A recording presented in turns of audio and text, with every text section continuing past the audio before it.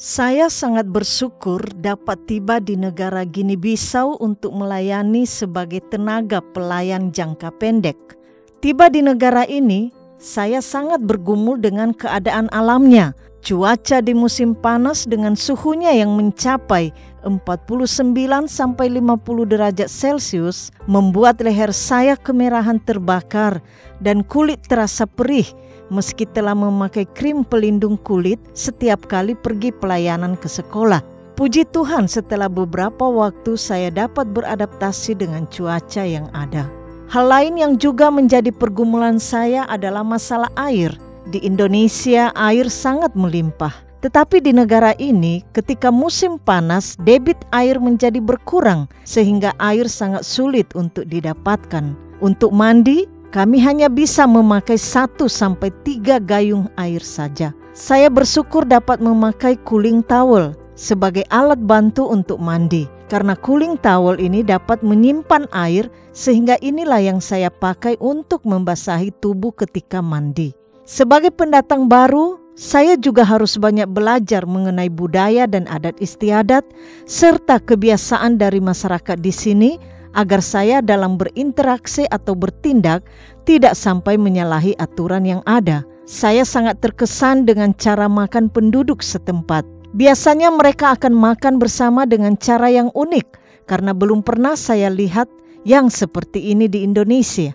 Mereka biasanya makan dalam grup. Satu grup bisa terdiri dari 5 sampai 7 orang. Di setiap grup akan ditaruh 1 baskom besar yang sudah ada nasi dan lauk pauknya. Mereka makan dari pinggir ke tengah. Masing-masing ada jalurnya dan tidak berebutan. Ikannya dibagi oleh yang tertua ke masing-masing. Jika makanan berlebihan atau tidak habis, maka akan disimpan dan dimakan lagi pada jam makan malam.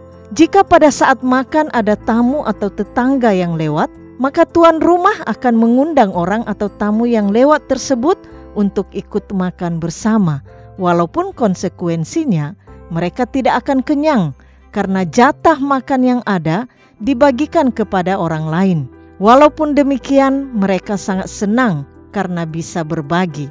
Bertegur sapa mengucapkan selamat pagi, bon dia, selamat sore, bon tardi, selamat malam, bonoiti dilakukan orang tua sampai anak-anak, serta bertanya, apa kabarmu? Kumaku busta?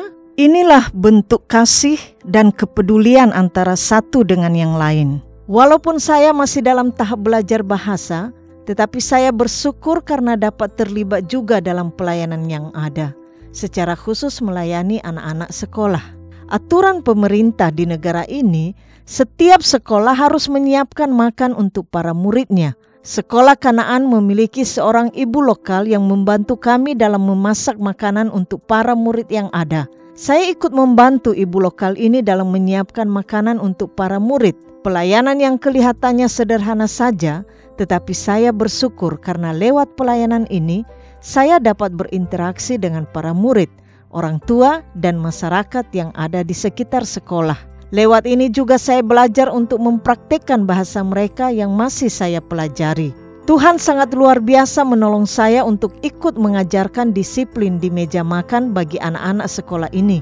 Doa saya adalah anak-anak yang sedang belajar ini dapat mempraktikkan apa yang mereka pelajari dan dapatkan dari sekolah Kanaan untuk dipraktekkan di rumah mereka masing-masing.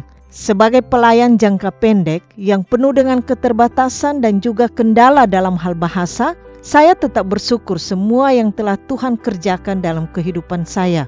Saya harus banyak mempraktekkan bahasa baru yang saya pelajari ini agar bisa berkomunikasi dengan lancar dan yang lebih utama adalah dapat menyampaikan kabar baik kepada mereka yang belum pernah mendengar atau yang ada di sekeliling saya. Karena inilah tujuan saya untuk datang memenuhi panggilan Tuhan ke negara ini. Tetangga di dekat rumah misi tempat saya melayani memiliki seorang anak gadis remaja yang sudah kenal baik dengan saya. Lewat gadis remaja inilah Tuhan membukakan kesempatan bagi saya untuk dapat menceritakan kabar baik kepada keluarganya. Penyertaan dan pertolongan Tuhan senantiasa saya rasakan. Banyak pembelajaran yang saya dapatkan lewat interaksi dan hidup bersama dengan mereka yang menjadi target pelayanan saya. Tuhan sungguh luar biasa membentuk saya untuk menjadi hambanya lewat kesempatan pelayanan di Guinea Bissau. Biarlah nama Tuhan saja yang ditinggikan.